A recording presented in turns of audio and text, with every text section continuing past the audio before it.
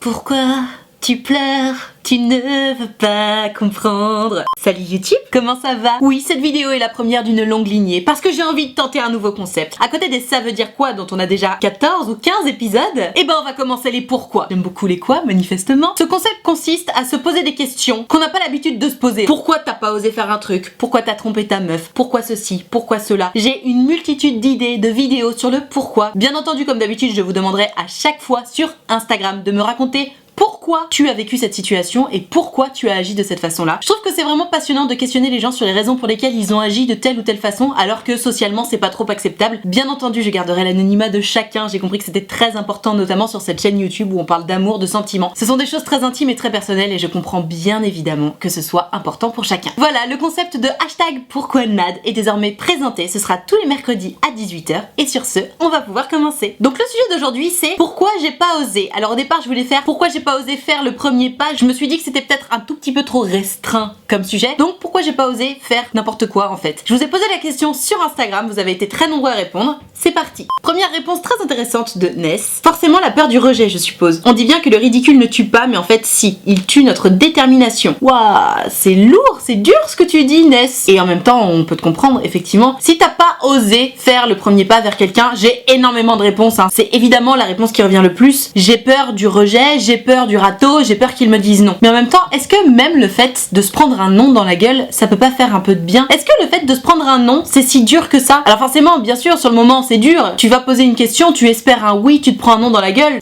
C'est une énorme claque, on est d'accord. Mais est-ce que c'est pas une claque qui te permet d'avancer? Est-ce que c'est pas une claque qui t'endurcit? Est-ce que c'est pas une claque enrichissante finalement? Parce que regarde, toutes ces petites nanas qui me disent, et tous ces petits mecs d'ailleurs, qui me disent ouais, je suis en kiff sur telle meuf, je suis en kiff sur tel mec, j'ose pas lui demander. Bah en fait, le truc c'est que si t'oses pas lui demander, si t'oses pas aller vers la personne, bah tu sauras jamais. Donc tu vas rester stock toute ta vie. Comment tu vas faire? Alors que si tu oses faire le premier pas, si tu oses aller vers les gens, tu peux être fixé. Déjà, t'as évidemment beaucoup plus de chances de sortir avec la personne que tu kiffes si tu vas lui demander. Et puis ensuite, même si c'est un non, putain, mais au moins t'es libéré de ça. Tu sais, on dit toujours si tu poses une question, faut accepter la réponse. Évidemment. Et c'est d'ailleurs le problème des gens qui n'osent pas faire le premier pas. Ils se disent ah non, je préfère ne pas avoir la réponse plutôt que d'avoir une chance que la réponse soit oui. C'est tellement triste parce que si tu n'oses même pas prendre ce risque-là dans ta vie, d'aller voir la personne que tu kiffes pour qu'elle te dise oui ou non, mais quel risque tu vas prendre dans la vie en fait? Est-ce que c'est pas une des choses les plus importantes au monde d'être bien accompagné, d'être en couple avec quelqu'un qu'on aime et qui nous intéresse et qui nous passionne et dont on est amoureux? Bah forcément, si tu vas pas voir la personne que tu kiffes en lui disant bah je te kiffe, j'ai envie de sortir avec toi, je peux pas te dire que cette situation-là de sortir avec la personne que t'aimes ne t'arrivera jamais parce que peut-être que la personne que tu kiffes viendra un jour te voir en te disant coucou, c'est toi que j'ai choisi. Mais franchement, entre nous, c'est assez rare. Donc autant prendre son destin en main, autant prendre ses balls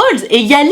Comme ça, t'es fixé. Soit c'est oui, soit tu passes à autre chose. Tu sais, la semaine dernière, j'ai sorti une vidéo qui s'appelle J'ai osé, où je lisais les histoires des gens qui avaient suivi mes conseils. Et ce qui revenait le plus, et c'est aussi pour ça que je fais cette vidéo aujourd'hui, c'était j'ai osé faire le premier pas et je suis tellement contente ou content. Et que la réponse a été oui ou non. Dans les deux cas, les gens me disaient putain, je suis trop content, je suis trop contente parce que ça m'a libérée d'un poids. En fait, pour moi, les gens qui n'osent pas faire le premier pas, les gens qui restent un petit peu bloqués dans leur peur de se prendre un non, d'être anéantis par un non, c'est des gens qui se font pas assez confiance. Évidemment, hein, ça touche à la confiance en soi, mais je t'assure que te prendre un non, évidemment sur le moment c'est dur, mais en réalité c'est pas si difficile que ça, parce que on sous-estime notre capacité à relativiser, à passer à autre chose. Tu sais, souvent on se dit putain mais lui c'est l'homme de ma vie, s'il me quittait, je serais complètement anéantie, je me jetterais sous un pont. Alors oui, évidemment, il y a des gens fragiles à qui ça arrive et c'est terrible, mais il y a aussi beaucoup de gens à qui ça arrive de se faire larguer par cette personne où on avait dit s'il ou elle me largue, je me jette sous un pont, qui évidemment ne vont pas se jeter sous un pont et qui continuent de vivre, qui s'accrochent à la vie, qui s'accrochent à leur bonheur et qui finissent par passer à autre chose, parfois même beaucoup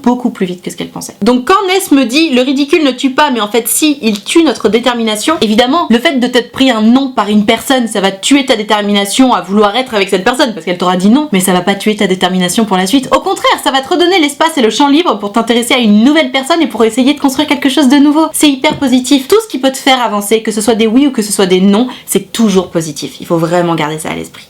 On pourrait croire que c'est la même chose, mais en fait c'est complètement différent. Margot me dit qu'elle a peur de déranger, peur d'être chiante et de s'attacher pour rien. Ce qui n'a absolument rien à voir avec la peur de se prendre un non. La peur de déranger, peur d'être chiante, peur de s'attacher pour rien, c'est-à-dire de sortir avec la personne et puis au final de se faire abandonner. La peur d'être chiante, peur de déranger, c'est littéralement un manque de confiance en soi. La peur de prendre un non, c'est plutôt relatif au fait que t'es plus ou moins bien finalement dans ce délire de tu sais pas trop. Tu stagnes un peu, mais c'est un peu confortable finalement de stagner là-dessus parce que vouloir aller de l'avant, ça te demanderait trop d'énergie pour l'instant. Donc la peur du non, on est un petit peu là-dessus. Alors que peur d'être chiante, peur de déranger, c'est aussi, on peut se le dire, la peur du non, mais c'est aussi et surtout la peur de soi-même. C'est le manque de confiance en soi. C'est la peur d'avoir le sentiment d'être une moins que rien en fait, de pas valoir le coup, de pas valoir la peine pour un mec qu'on dise oui. Ça c'est terrible. Il faut absolument apprendre à s'aimer soi-même et à se faire confiance à soi-même. Si tu vas voir un mec ou une meuf et que tu lui dis j'ai envie de sortir avec toi et que la personne te répond oui, à aucun moment il faut que tu aies peur de déranger cette personne, parce que en fait si la personne te dit oui, ça veut dire qu'elle veut sortir avec toi, et toi si t'as peur de la déranger, mais tu te rends compte comme c'est le monde à l'envers. Quelqu'un qui veut sortir avec toi, évidemment que tu le ou la déranges pas. En fait Margot, tu me dis que t'as peur d'être chiante, peur de déranger, peur de t'attacher pour rien, c'est complètement antinomique ce que tu dis, parce que étant donné que tu n'oses pas faire les choses par peur de déranger ou par peur d'être chiante, et ben tu continues à alimenter l'idée selon laquelle t'es chiante et tu vas déranger si tu fais les choses. Alors que si tu fais effectivement les choses, et ben c'est là que tu vas te rendre compte qu'en fait t'es chiante pour personne et que tu déranges encore moins les gens. Je connais bien ce problème parce que je me le trimballe moi aussi tous les jours, et je sais ô combien c'est relou d'avoir peur d'être chiant et d'avoir peur de déranger. Moi aussi c'est mon fantôme. Donc je ne peux que te comprendre Margot, mais s'il y a bien une chose que j'observe, les gens qui ont peur de déranger sont par définition ceux qui dérangent le moins, évidemment. Et surtout, c'est pas parce que t'as peur de déranger les gens que tu vas pas les déranger. Donc en fait ça sert à rien, parce que tu vas avoir peur de déranger tout le monde, donc tu vas t'empêcher de faire des choses, malgré tout les choses que tu ne peux pas t'empêcher de faire parce que c'est nécessaire, tu vas les faire quand même, et évidemment que ça va déranger des gens. Quoi que tu fasses les choses ou que tu ne les fasses pas, ça dérangera toujours quelqu'un. Donc tant qu'à faire, autant faire les choses, autant déconnecter un petit peu ton cerveau de vouloir être absolument parfaite. Tu seras jamais parfaite. Donc arrête de vouloir déranger personne, arrête d'avoir peur de tout ça parce que tu dérangeras toujours quelqu'un. Donc débranche ton cerveau et arrête de trop réfléchir, tu te fais du mal. Ose faire les choses parce que tu es ton pire ennemi dans cette histoire-là. Par peur de déranger les gens, par peur d'être chiante, et ben tu te dis oh bah non, du coup je vais pas le faire, donc je m'empêche de vivre. Et en fait c'est en t'empêchant de vivre que tu deviens chiante. Moins tu oses faire des choses, plus t'es chiant. Plus tu oses faire les choses, plus t'es intéressant, plus t'es enrichissant pour les autres, parce que les autres se disent putain elle ose, waouh, quelle force de caractère, quelle confiance en elle. Alors que si t'oses rien faire, bah c'est écrit sur ta gueule que t'as pas confiance en toi.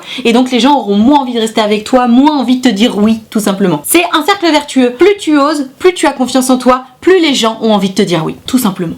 Si je fais le premier pas, j'ai peur que le regard de mes parents change. Entre parenthèses, je suis homo, j'espère que ça rentre dans le champ de ta vidéo. Et ça, je le refuse, j'ai trop peur de prendre le risque. En attendant, j'en parle à quelques potes, ça me fait du bien déjà. Mais je redoute le jour J. Ça rentre complètement dans le champ de la vidéo, Maxence, parce que justement, le but de cette vidéo, au-delà d'oser faire le premier pas, c'est oser faire des choses. Là, tu me parles de faire ton coming out auprès de tes parents. Je suis ravie de pouvoir prendre une question LGBT, enfin une sur laquelle je me sens un peu compétente pour en parler. Vous savez, dans les commentaires, vous me dites souvent ah mais tu prends pas de questions LGBT, c'est trop chiant. Comme je le dis souvent, je le répète, c'est parce que n'étant moi-même ni lesbienne ni bi, il y a certaines questions où je me sens vraiment pas légitime pour répondre, donc le prenez pas mal, j'ai évidemment rien contre la communauté LGBT+, c'est juste que très souvent je me sens pas légitime à répondre et du coup je préfère m'abstenir. Donc dans le cas de Maxence, je me sens tout à fait légitime à répondre et donc je vais répondre à la question. Maxence, je peux comprendre que tu aies peur d'annoncer ton homosexualité à tes parents. Maintenant, tu sais, l'amour de tes parents il est censé être à toute épreuve. En principe, tu pourrais même tuer quelqu'un que tes parents sont quand même censés t'aimer. L'amour de tes parents est censé être sans fin, tout simplement. Maintenant que toi tu aies peur, je peux comprendre. Que tu aies peur que le regard de tes parents change sur toi, je peux comprendre. Et en même temps, il faut pas que ça t'inquiète trop. Le fait est que la seule chose qui va changer dans le regard de tes parents, c'est que au lieu de se dire que bah tu vas être en couple avec une femme, ils vont se dire que tu vas être en couple avec un homme. Tu sais, un parent qui apprend que son enfant est gay ou bi ou quoi que ce soit, bref, qui va se mettre en couple avec une personne du même sexe que lui ou qu'elle, tout ce qui fait chier les parents, la seule chose qui les fait chier, ils s'en foutent que tu t'envoies en l'air avec un mec ou une meuf. Franchement, ils s'en tapent. Ce qui les fait chier, c'est qu'ils auront peut-être pas de petits-enfants. C'est ça qui les gonfle. À mon sens, c'est le seul problème de tes parents. Ils ont envie d'être grands-parents et c'est tout ce qui leur importe. Maintenant, j'ai envie de te dire, il y a aussi une chose qui importe énormément à tes parents, c'est ton bonheur. Si ton bonheur, c'est de sortir avec un homme alors que tu es un homme, en principe, il y a aucune raison pour que tes parents arrêtent de t'aimer ou te regardent différemment pour ça. Je peux comprendre que ce soit un petit peu touchy à annoncer parce que malgré tout, de la même façon que la première fois que tu vas dire à tes parents, bon bah je suis en couple, bon bah j'ai fait ma première fois, pour celles et ceux qui l'annoncent à leurs parents, annoncer à ses parents qu'on est attiré par le même sexe que soi ou autre, dans tous les cas, ça parle de ta sexualité, ça parle de ton intimité, ça parle de choses, ouais, très intimes, desquelles tu parles pas forcément avec tes parents parce que t'as pas forcément ce lien-là de confiance et c'est évidemment très difficile à annoncer. Maintenant, puisque la société nous l'impose, apparemment c'est une information importante à donner à tes parents. Tes parents t'aimeront quoi qu'il arrive. Et quelle que soit leur réaction sur le moment, c'est vrai que certaines personnes peuvent réagir à chaud et laisser exprimer leur peur de façon assez négative, ce qui va leur donner un petit peu l'air d'être homophobe ou que sais-je, mais ça reste tes parents. Et même si t'avais des parents homophobes, ce que je ne te souhaite surtout pas, du coup, ils continueront de t'aimer. Peut-être que ça prendra juste un petit peu de temps pour qu'ils acceptent ça, mais quoi qu'il en soit, c'est pas à eux de décider si tu vas rester homo ou pas. Le fait est que tu l'es et c'est comme ça. C'est pas ton choix, c'est simplement ce que tu es toi. Donc, je comprends que tu n'oses pas le faire et personne ne te force à le faire tout de suite. Attends évidemment d'être prêt si c'est important pour toi, et je me doute que c'est important. Je t'assure que vraiment, t'as pas à t'inquiéter. S'il y a bien 2 personnes sur la terre qui sont censées t'aimer toute leur vie, c'est tes parents. Donc, je suis de tout cœur avec toi et tu verras, il y aura un jour où tu te sentiras prêt à leur dire, et quelle que soit leur réaction, n'oublie jamais qu'ils t'aiment. Ce sont eux qui t'ont créé, ils t'aiment, d'accord? S'ils ont la réaction que tu espères, tant mieux pour toi. Et s'ils n'ont pas la réaction que tu espères, laisse-leur du temps. Sois doux avec eux. Même si ça risque de te heurter sur le moment, et ben dis-toi simplement que tes parents sont un petit peu vieux jeu, un peu old school, et qu'ils n'ont pas fait la mise à jour avec la société actuelle, et laisse-leur du temps. Ce sont tes parents. Ils t'aiment pour toujours, mais toi aussi tu les aimes pour toujours. Ça marche dans les deux sens. Courage en tout cas.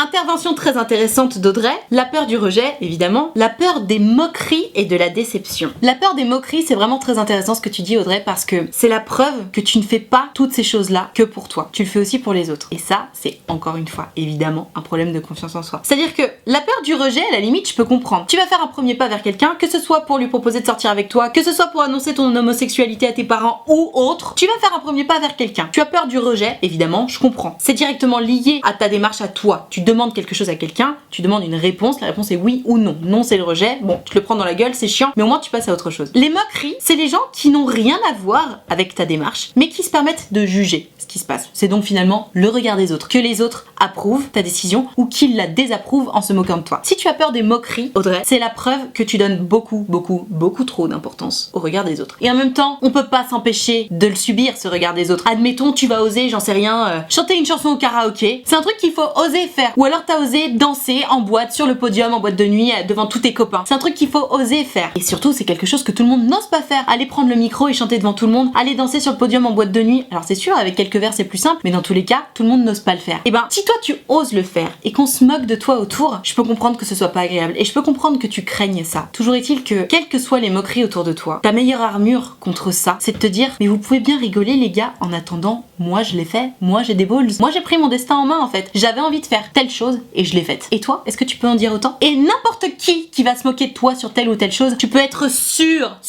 à 99,999% que c'est quelqu'un qui n'a pas osé le faire. Et je vais te dire, étant donné que il ou elle qui se moque de toi n'a pas osé faire ce que t'as fait, plutôt que de se dire putain je suis une merde, moi j'ai pas osé, il préfère dire haha t'as osé mais c'était pas parfait. Mais nique ta mère, je m'en fous que c'était pas parfait. Au moins moi j'ai osé, moi je suis sortie de ma zone de confort et moi je me suis prouvé que je pouvais le faire. Et c'est pas ton cas, donc juste ferme ta gueule. Voilà. Les gens qui se moquent, c'est toujours des gens qui n'ont pas osé. C'est des gens qui ont des petites bites et qui ne savent pas oser. Ils savent pas oser, par contre juger, ça ils savent le faire. Et puis se foutre de ta gueule et puis essayer de faire en sorte que t'aies moins confiance en toi pour que tu sois au même niveau de mauvaise confiance en toi que ça ils savent faire. Les gens qui vont se moquer de toi, c'est des gens qui te tirent vers le bas. Ce sont des gens à qui tu ne dois accorder aucun crédit. Aucun, parce que les moqueries, c'est vraiment pour te rabaisser à leur niveau. C'est genre, ah t'as osé? Attends, reviens plutôt à mon niveau de non-confiance en toi s'il te plaît. Parce que là tu m'énerves un peu à oser trop. Non.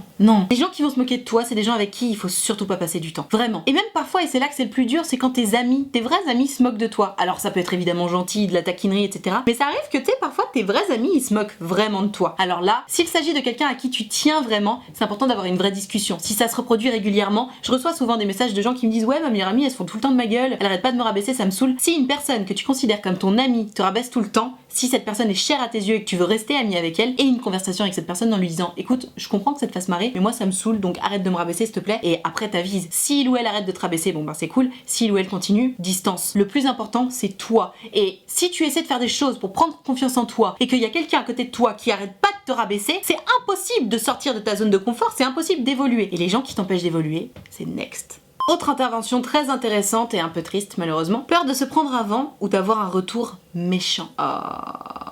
Bon alors la peur du non évidemment c'est ce qui revient dans toute la vidéo, pourquoi j'ai pas osé faire ça, ben, peur de se prendre un vent, ok normal. Peur de se prendre un retour méchant, mon dieu. C'est très parallèle avec la moquerie donc je vais pas m'attarder dessus, mais c'est vrai que la méchanceté gratuite, ben c'est très dur. En fait je pense que tout est résumé là-dedans, peur du non et peur de la méchanceté. Parce que forcément quand tu oses faire quelque chose, que ce soit aller demander à quelqu'un de sortir avec toi, oser danser sur un dance floor, oser chanter au karaoké, oser annoncer ton homosexualité à tes parents, dans tous les cas tu ouvres une grande porte de coucou coucou, je suis un petit peu à poil là, je tente un truc, on va voir comment ça se passe. Toujours. Alors forcément, il y a des choses plus faciles à oser que d'autres. Entre nous, c'est quand même plus facile d'oser prendre un micro et chanter au karaoké devant tous ses copains, plutôt que d'oser demander à quelqu'un de sortir avec toi, plutôt que d'oser annoncer son homosexualité à ses parents. On est sur différents niveaux. Toujours est-il que le schéma est toujours plus ou moins le même. Il faut oser, et pour oser, il faut se mettre un petit peu à poil, sortir de sa zone de confort et assumer. Et je comprends tout à fait la peur du retour méchant, de la moquerie encore une fois, mais du retour méchant de la personne, parce que tout à l'heure on parlait de la moquerie des gens autour, dont il faut absolument se défaire. Le peur du retour méchant de la personne en face, évidemment c'est un fléau, parce que c'est ce qui va faire le plus mal. Autant que les autres autour ils se moquent de toi, bon très bien, tu peux passer à autre chose, tu peux les supprimer de ta vie. Mais admettons un mec ou une meuf avec qui tu vas vouloir sortir, tu vas le voir et tu lui dis voilà, tu me plais, j'ai envie de sortir avec toi. Qu'ils te disent non, c'est une chose, mais qu'ils se foutent de ta gueule derrière, là, c'est très très dur. Et je vais te dire un truc, on parle de méchanceté, c'est le cas, c'est de la méchanceté. Si jamais ça t'arrive, parce que je peux comprendre que tu aies peur de ça, et j'ai pas vraiment de remède à ça. Tu peux pas savoir à l'avance si la personne va être méchante avec toi ou pas. Toujours est-il que je t'assure que si tu vas demander à quelqu'un de sortir avec toi, qui te dit non et qu'en plus il te dit mais t'as vraiment cru que j'allais sortir avec toi, c'est la preuve de la petitesse d'esprit de la personne en face de toi. Ça veut dire qu'elle n'a pas su accueillir avec respect ce que tu lui apportais devant elle. Comme je disais, on se met à poil devant quelqu'un quand on lui avoue ses sentiments. Qui que ce soit qui se permettra d'être méchant avec toi alors que t'es là à poil en face de la personne, je peux te dire que c'est quelqu'un qui n'en valait vraiment pas la peine. Malheureusement, tu t'en seras pas rendu compte avant puisque t'es au fait accompli, mais je t'assure que quelqu'un qui se permet d'être méchant avec toi alors que t'es à poil devant lui ou devant elle, franchement, c'est quelqu'un que tu ne revois plus jamais. Mais plus jamais de la vie. Un retour très intéressant encore de la part de Cathy cette fois. C'est pas que j'ai peur, mais j'ai bien trop de fierté pour aller vers un homme que j'apprécie beaucoup. C'est marrant ça. Parce que pour moi, justement, si tu vas chercher le mec que toi tu kiffes, alors oui évidemment, tu mets toujours ta fierté de côté quand tu vas chercher quelqu'un et que tu te mets à poil devant, évidemment. Mais aller chercher le mec que tu kiffes et lui dire c'est toi que je veux, tu veux sortir avec moi, pour moi, c'est quand même plus la classe, c'est quand même plus girl power, un peu badass. Genre tu prends ton destin en main, tu décides pour toi-même de avec qui tu veux sortir et d'ailleurs tu l'as choisi et t'attends même pas qu'il vienne te chercher. Pour moi, tu perds pas ta fierté quand tu vas voir un mec en lui disant coucou, je veux sortir avec toi. Au contraire, c'est la preuve que ouais, tu sais ce que tu veux et c'est toi et hop, t'y vas quoi, tu vas chercher ce que tu veux. Maintenant, bien entendu, comme je disais, aller voir quelqu'un pour lui dire écoute, tu me plais et j'ai envie de sortir avec toi, oui, t'es à poil. Mais pour moi, la fierté, c'est encore autre chose. Tu sais, on a de la fierté quand on s'est engueulé avec quelqu'un et qu'on veut pas retourner faire le premier pas parce qu'on dit non, c'est mort, j'irai pas la voir en première quoi, pas cette fois, je ne céderai pas. Mais lorsqu'il s'agit d'un jeu de séduction, est-ce que c'est vraiment perdre sa fierté que d'oser faire le premier pas vers la personne qu'on kiffe? C'est difficile. Dites-moi dans les commentaires ce que vous en pensez parce que je trouve qu'il y a vraiment matière à réfléchir là-dedans. Est-ce que la fierté a vraiment sa place dans une histoire de sentiments? Je trouve que non. En tout cas, ça devrait vraiment pas. Maintenant, bien entendu, il y a toujours un peu de la fierté mal placée à droite à gauche. On est des êtres humains, hein, on va pas se mentir. Mais dites-moi dans les commentaires ce que vous en pensez. Ça m'intéresse vraiment. Je n'ose pas parce qu'il est très dur de sortir de sa zone de confort, évidemment. C'est même la chose la plus dure qui soit, je pense. Quand on sort de sa zone de confort, comme je disais, on se sent à poil, et puis on se sent faible, et puis on n'a juste plus d'armure. On n'a plus rien derrière quoi se cacher, donc ça veut dire que s'il y a une honte à se prendre, s'il y a un rejet à se prendre, c'est pour notre gueule, et puis c'est en pleine face. Donc évidemment, c'est difficile de sortir de sa zone de confort. Maintenant, est-ce que c'est pas ce qu'il y a de plus grisant au monde? D'oser, justement. Oser avoir un peu le palpitant, l'adrénaline, de se dire putain, je fais un truc que j'ai jamais fait. Putain, je fais un truc où je connais pas l'issue, je sais pas ce qui va se passer, mais en tout cas, je le fais parce que je le sens, parce que j'en ai envie, et parce que c'est ce vers quoi j'ai envie d'aller. Et si je le fais pas, je vais continuer à rester bloquée. Tu sais, il y a plein de comptes sur Instagram qui te mettent un petit peu des phrases, des citations, des trucs, des machins. Et il y a beaucoup de comptes un peu inspirants comme ça qui disent aujourd'hui, fais un truc où tu sors de ta zone de confort, ouais. Ça peut paraître gnangnan comme toutes ces citations qu'on trouve sur Instagram et qui sont effectivement gnangnan. En attendant, les phrases bateau, ça a du bon. Parce qu'il y en a quand même beaucoup qui disent des choses drôlement vraies. Et réussir à faire tous les jours quelque chose dans lequel on sort de sa zone de confort, franchement, c'est chapeau. Même si ça peut paraître gnangnan comme philosophie de vie, franchement, c'est la classe. Enfin, non, c'est pas la classe, mais ouais, c'est un peu badass quand même. Tu te prends en main, tu oses faire des choses que t'avais pas osé faire avant et fatalement ça te fait avancer. Que tu te prennes des rejets ou pas. Et évidemment, si t'es sorti de ta zone de confort pour prendre un rejet, évidemment que ça fait encore plus mal parce que t'as rien derrière quoi te cacher. Mais je te jure que ça fait grandir, ça forge le caractère,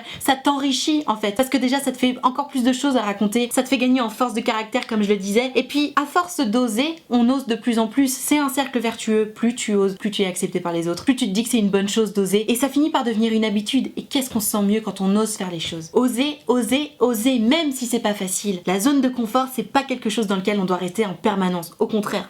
Je n'ose pas par peur du ridicule. Entre parenthèses, pas envers les autres mais envers moi-même. Je suis hyper surprise, vous êtes super nombreux à me dire ça. J'ai peur de me sentir ridicule. Mais pourquoi? Il faut absolument qu'on réussisse à s'enlever cette idée de la tête. Si tu oses faire quelque chose, que la réponse soit oui ou non, tu seras jamais ridicule parce que t'auras osé faire un truc. Alors oui, forcément devant les autres, si la réponse est non, bon, difficile de garder la face, mais tu seras jamais ridicule parce que t'as osé faire quelque chose. Tu seras jamais ridicule parce que t'es sorti de ta zone de confort. Au contraire, à partir du moment où tu oses faire quelque chose, ça veut dire que tu prends ton destin en main. Tu prends tes propres décisions. Tu fais en sorte que les choses arrivent. You make things happen. À quel moment tu peux te sentir ridicule d'oser faire quelque chose? Dans tous les exemples que j'ai donnés, que ce soit le karaoké ou la danse, que ce soit aller chercher quelqu'un pour sortir avec, que ce soit annoncer son homosexualité à ses parents ou autre situation où il faut beaucoup de courage pour oser, les seules personnes qui vont avoir suffisamment de mépris pour elles-mêmes pour se sentir ridicule d'avoir osé, c'est des personnes qui manquent de confiance en elles. Même pire, ce sont des personnes qui manquent d'amour pour elles-mêmes. Je le dis et je le répète dans toutes mes vidéos, sois doux avec toi-même, sois douce avec toi-même. On ne se rend pas compte à quel point on se juge en permanence. On a des complexes, on se regarde dans le miroir, on se trouve trop gros, trop maigre, trop boutonneux, trop ceci, trop cela. Tu sais, souvent quand je fais des stories Insta et que je suis pas maquillée, je me dis ah putain quelle gueule de merde. Allez, c'est pas grave, j'assume ma gueule et je fais mes stories avec ma gueule pourrie. 4 ou 5 heures plus tard, je regarde la story parce que je regarde un petit peu ce qui s'est passé au niveau de mes stats et je me dis bah ça allait en fait. Oui, effectivement, je suis pas maquillée mais ça allait. On est toujours trop dur avec soi-même. Et c'est pareil pour les autres, même parfois les autres, il y a beaucoup de nanas qui disent bon désolé pour la gueule de merde mais je vous fais la story quand même. Et je me dis mais en fait si t'avais pas précisé que t'as une gueule de merde, j'aurais même pas remarqué en fait. On est trop dur avec soi-même, on manque de douceur avec nous-mêmes, mais tous,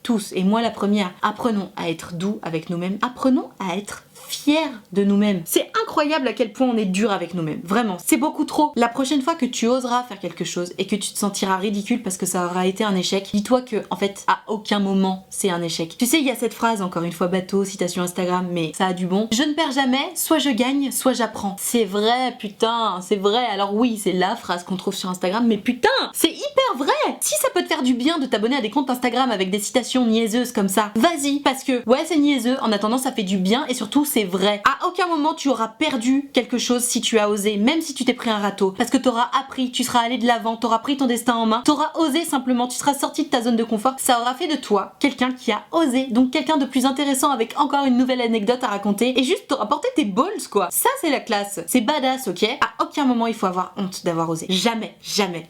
Je termine avec un autre paramètre qui revient très souvent. Je n'ose pas parce que j'ai peur que ça ne soit plus comme avant après. En même temps, est-ce que le fait d'oser faire le premier pas vers quelqu'un, c'est pas justement dans le but, dans l'espoir que ce ne soit plus comme avant après, mais dans le bon côté des choses? Si t'es pote avec quelqu'un et que tu vas le voir en lui disant bon bah j'ai envie de sortir avec toi, évidemment que les choses ne seront plus pareilles parce que soit il va te dire oui et vous allez sortir ensemble et là c'est plus pareil dans le très bon sens, ou alors il va te dire non et là bah évidemment va falloir prendre un petit peu de recul sur les choses, un petit peu d'espace par rapport à la personne qui t'a recalé parce que ben toi il faut quand même que tu fasses ton deuil entre guillemets de la relation qui ne se fera pas. En fait, la peur que rien ne soit plus comme avant, c'est la peur d'avancer, c'est la peur d'être fixé, c'est la peur d'aller de l'avant et c'est vraiment dommage parce que c'est littéralement la peur de sortir de sa zone de confort. Littéralement la peur que les choses changent. Voir les choses changer, c'est pas forcément un mal. Ça peut faire du bien justement et puis surtout, oser faire le premier pas, oser aller dire à quelqu'un que tu le kiffes. Généralement, les gens attendent de plus en pouvoir pour oser faire le premier pas. T'es évidemment pas obligé d'attendre ce moment-là, tu vois. Tu peux aussi y aller quand bon bah tout va bien mais voilà, la personne tu la kiffes. Toujours est-il que, évidemment, oser aller voir quelqu'un pour lui avouer tes sentiments, ça va changer les choses, mais c'est une bonne chose parce que soit tu sortiras avec et ce sera encore mieux, soit tu pourras passer à autre chose. Et oui, effectivement, ça va être un petit peu différent pendant les 3 mois qui vont suivre, le temps que la personne que tu kiffes se remette un peu de ses émotions, d'avoir su que tu la kiffais et de t'avoir mis un râteau. Et puis toi aussi, t'as besoin de te remettre de tes émotions, de t'être pris un râteau par la personne que tu kiffais et puis d'essayer de penser un petit peu à quelqu'un d'autre ou au moins à autre chose. Donc c'est très bien et c'est tout à fait naturel. Et t'inquiète pas, si t'es fait pour être ami avec cette personne-là, et vous redeviendrez amis, évidemment. Et puis si vous étiez fait ni pour être en couple ni pour être amis, et les choses changeront et c'est pas plus mal. C'est le cycle de la vie, les choses évoluent et c'est normal. Il faut pas avoir peur du changement. Si t'as peur du changement, tu n'avances nulle part dans la vie. Oser sortir de sa zone de confort, ça va ensemble.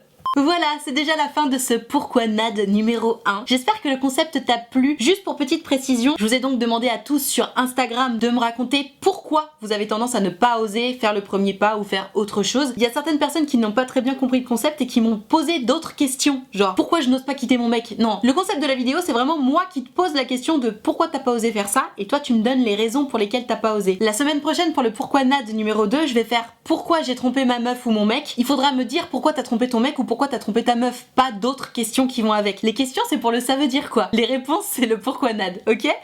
J'espère que cette vidéo t'a plu, qu'elle t'a intéressé, qu'elle t'a appris des choses. Si la réponse est oui, pose-moi le pouce bleu s'il te plaît, fais-le vraiment. C'est important parce que ça me permet de savoir que t'as aimé mon travail et puis ça récompense mon travail, donc hop, tu cliques sur le pouce bleu. C'est à peu près aussi important que de t'abonner à cette chaîne YouTube, fais-le vraiment. Tu cliques sur s'abonner et surtout tu cliques sur la cloche, comme ça t'auras une notification à chaque fois que je sors une vidéo et tu n'en louperas aucune. Si tu veux pouvoir participer aux prochaines vidéos, comme je le disais, c'est sur Instagram et uniquement sur Instagram que ça se passe, donc tu n'as qu'à venir me suivre, c'est évidemment essentiel pour pouvoir voir les petites stories, parce que c'est dans les stories que je dis quelle vidéo je vais faire, et selon le type de vidéo que je prépare, soit je te mets une petite boîte à questions, soit tu peux m'envoyer ton histoire par message privé. Donc viens me suivre sur Instagram, c'est maintenant. J'en profite pour te rappeler que l'option de souscription payante à ma chaîne YouTube est activée, ce sont les abonnés de diamant, c'est 5 € par mois. Si tu rejoins les abonnés de diamant, je t'ajouterai en ami sur Facebook, comme ça tu pourrais être dans le groupe des abonnés de diamant sur Facebook. On discute tous ensemble, on se fait régulièrement des lives Facebook exclusifs pour les abonnés de diamant, et si tu as des choses à me raconter en message privé, notamment des histoires d'amour où tu t'en sors pas trop, tu peux venir me parler en message privé, ça fait partie des avantages des abonnés de diamant. Donc si ça t'intéresse de venir les rejoindre, ils sont très sympathiques, ils accueillent très bien tout le monde, et tu es le ou la bienvenue. Merci infiniment d'avoir regardé cette vidéo en entier, et moi en attendant la prochaine vidéo, je te fais des très gros bisous. Ciao.